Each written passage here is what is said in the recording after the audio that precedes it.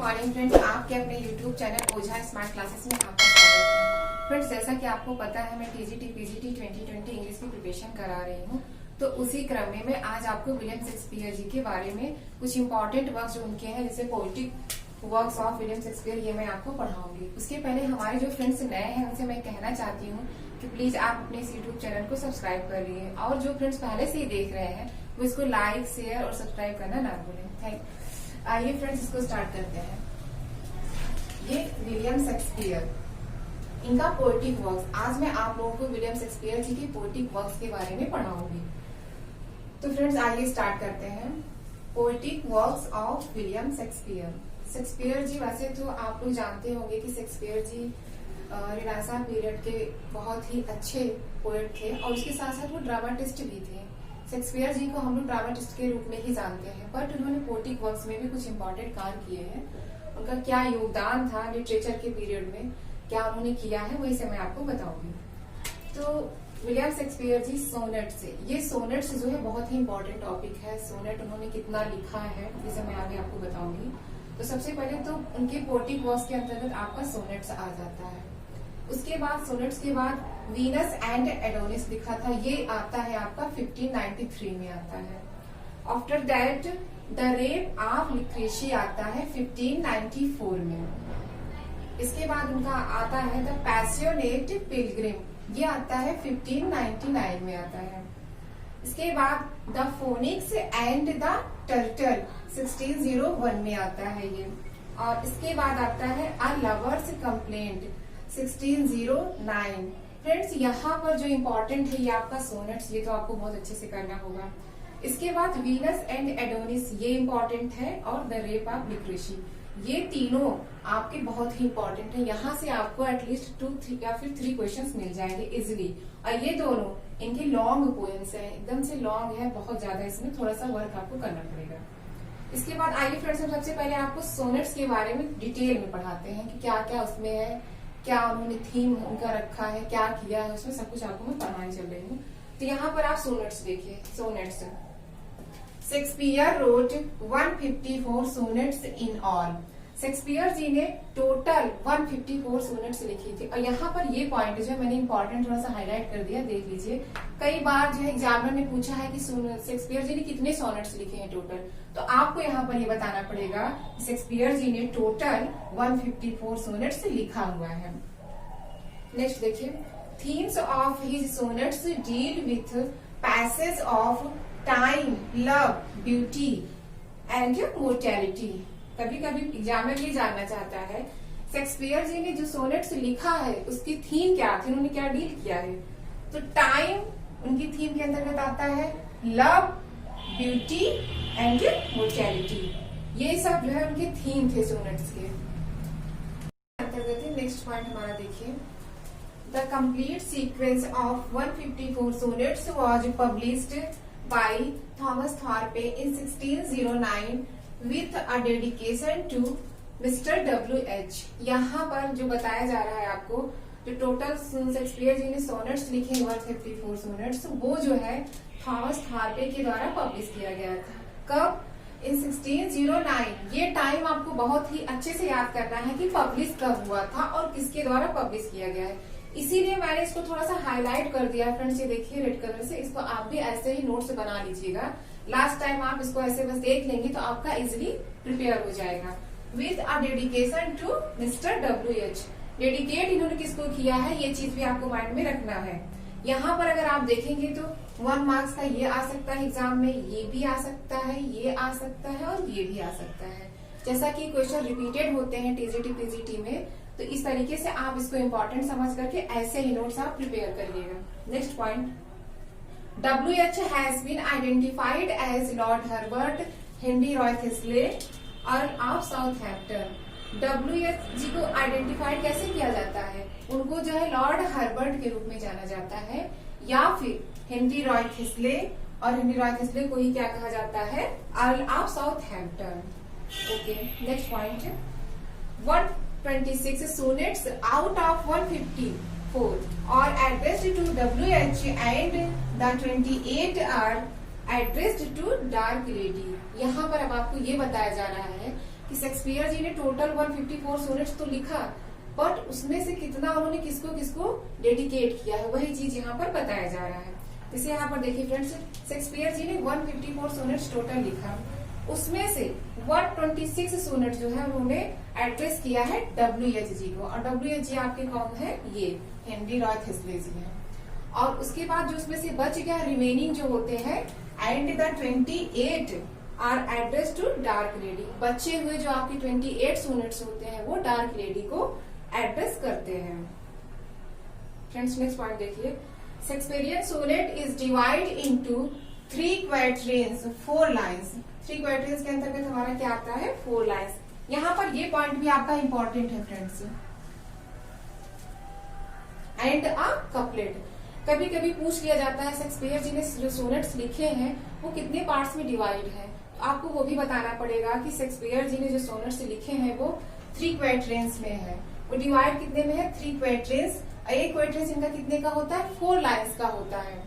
And a couplet, जो couplet में होता है वहां पर इनका क्या होता है, वहां पर इनका 2 लाइन्स होता है कपलेट में। ठीक है, नेक्स्ट पॉइंट देखिए, यहाँ पर फ्रेंड्स देखिए हमने मोस्ट इंपॉर्टेंट करके टिक किया हुआ है, इसको आप भी ऐसे समझ लीजिए, ये क्वेश्चन तो आना ही होता है कहीं ना कहीं, डायरेक्ट इनडायरेक्ट तो ये आता ही है। Rhyme scheme of Shakespearean sonnet is, और ये ऐसे आप याद भी करिएगा, AB CD EF GG। ये पॉइंट बहुत ही इंपॉर्टेंट है एग्जाम के दृष्टिकोण से, तो आप इसको ऐसे नोट डाउन कर लीजिएगा। 40 वर्क्स ऑफ विलियम शेक्सपियर में हम लोग सोनेट्स कर चुके हैं, तो अब यहाँ पर देखिए हम आपको लॉन्गर पोएम्स के बारे में बताते हैं। शेक्सपियर जी ने लॉन्गर पोएम्स में कौन कौन सी पोएम्स लिखी है उन्होंने, तो लॉन्गर पोएम्स स्टार्ट करते हैं। इसमें इनका फर्स्ट है Venus and Adonis. Venus and Adonis जो होता है वो 1593 में आया है। और फ्रेंड्स यहाँ पर एक चीज मैंने थोड़ा सा अलग से भी हाईलाइट कर दिया, ये जो ईयर्स दिए गए हैं किस ईयर में वो आया है वो इम्पोर्टेंट है, इसको आप लोग नोट डाउन कर लीजिए। कभी कभी यही पूछ लेते हैं कि वीनस एंड एडोनिस किस ईयर में आया हुआ है, ये इम्पोर्टेंट पॉइंट है, इसको आप लोग अलग से नोट डाउन कर लीजिएगा। It is a long narrative poem, its chief source is Ovid's Metamorphoses. जैसा कि मैंने आपको पहले ही इंट्रोड्यूस करा दिया कि लॉन्गर पोएम्स हैं, तो वही इसमें बताया जा रहा है कि it is a long narrative poem, ये एक लंबा नैरेटिव पोएम है। Its chief source is Ovid's Metamorphoses. इसका जो चीफ सोर्स है वो कहाँ से लिया गया है, ओविड्स मेटामॉर्फोसिस से लिया गया है। The poem is written in sesta rima, a 6-line stanza with rhyme scheme of ABCC। कभी कभी पोएम के बारे में पूछ लेता है एग्जामिनर कि किस फॉर्म में लिखा गया है, तो वहाँ यही चीज बताया गया है कि सेस्टा रिमा में ये लिखा गया। सेस्टा रिमा में क्या होता है, a 6-line stanza होता है। आपको ये भी याद रखना होगा, कभी कभी ये भी पूछ लेते हैं कि सेस्टा रिमा कौन सा टर्म है, तो उसमें क्या होता है 6 लाइन दिया जाता है। और इसकी राइम स्कीम क्या है, ABCC। इसका जो राइम स्कीम है इसको भी आप अलग से नोट डाउन करिएगा कि इसकी राइम स्कीम क्या है, ये बहुत ही इंपॉर्टेंट है। It is dedicated to Henry Wriothesley earl of Southampton. जैसा कि मैंने आपको इसके पहले सोनेट में भी बताया था कि हेनरी रॉय थिस्ले जी क्या थे, उनको अर्ल ऑफ साउथहैम्पटन भी कहा जाता है, उसके नाम से भी जाना जाता है। और ये जो पोएम उन्होंने लिखा है वीनस एंड एडोनिस, ये भी इन्होंने हेनरी रॉय थिस्ले को ही डेडिकेट किया है। तो यहाँ पर फ्रेंड्स आप क्या नोट करेंगे, ये पोएम आई कब है, ठीक है। दूसरा सबसे खास बात जो है वो क्या है, लॉन्ग नैरेटिव पोएम है। और इसके बाद इसका जो सोर्स है वो क्या है, सोर्स आप यहाँ पर देख लेंगे ओविड्स मेटामॉर्फोसिस, और किस स्टाइल में लिखी गई है, सेस्टा रिमा, ठीक है। सेस्टा रिमा क्या होता है, 6-line स्टैंजा होता है।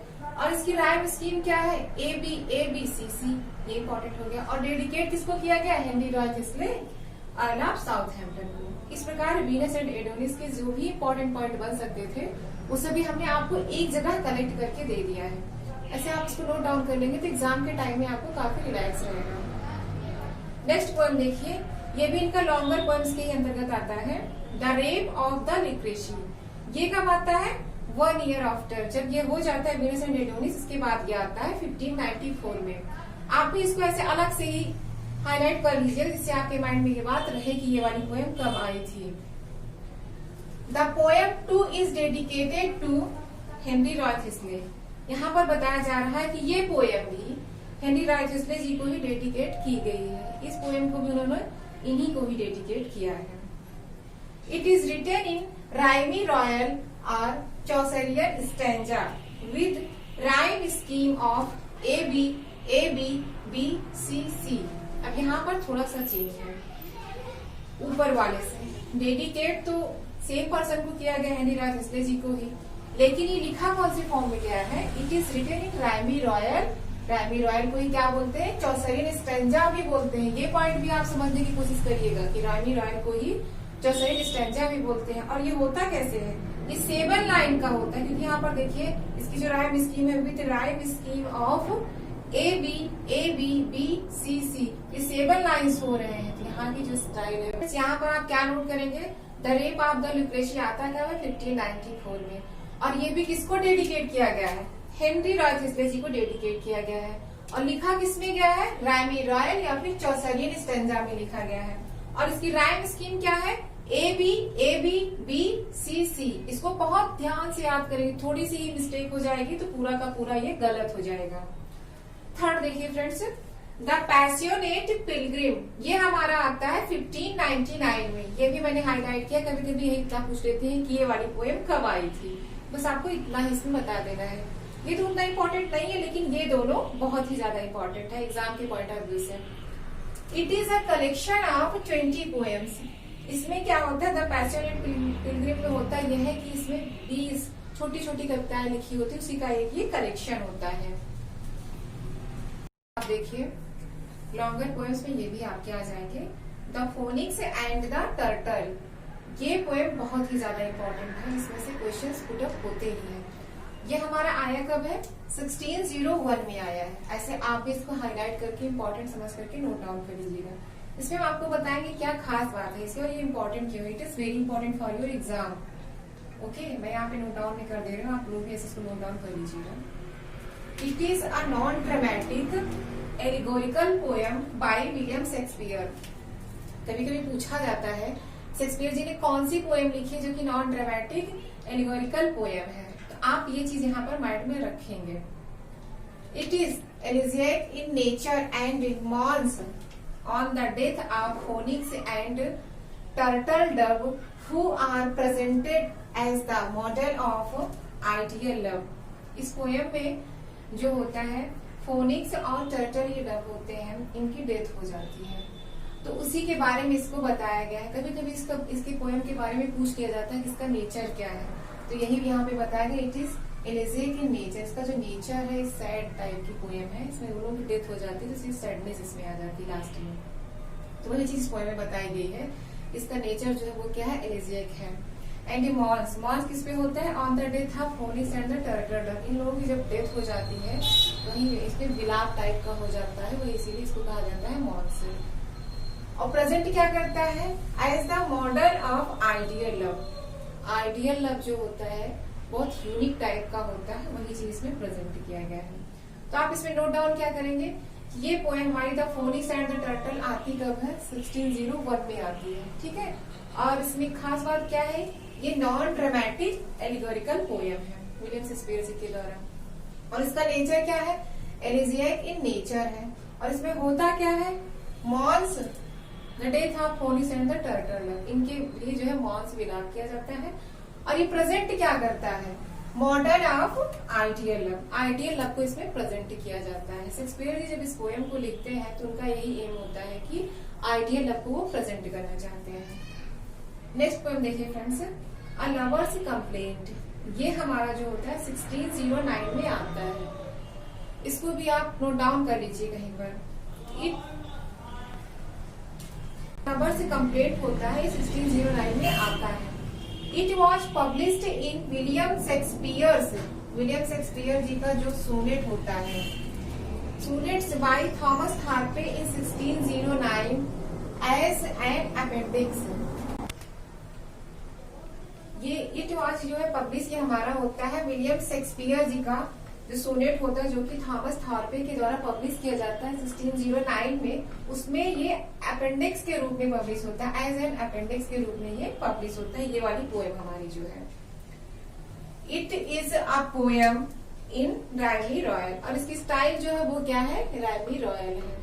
इसमें आप बस इतना देख लीजिए कि कौन सा मतलब किस ईयर में आया हुआ है। तो ये आया है अलाबर्स कंप्लेंट 1609 में, और ये पब्लिश कहाँ होता है, शेक्सपियर जी के सोनेट का जो कलेक्शन है उसी में ये पब्लिश होता है थॉमस थॉर्पे के द्वारा 1609 में, और किस रूप में, एज एन अपेंडिक्स के रूप में पब्लिश होता है।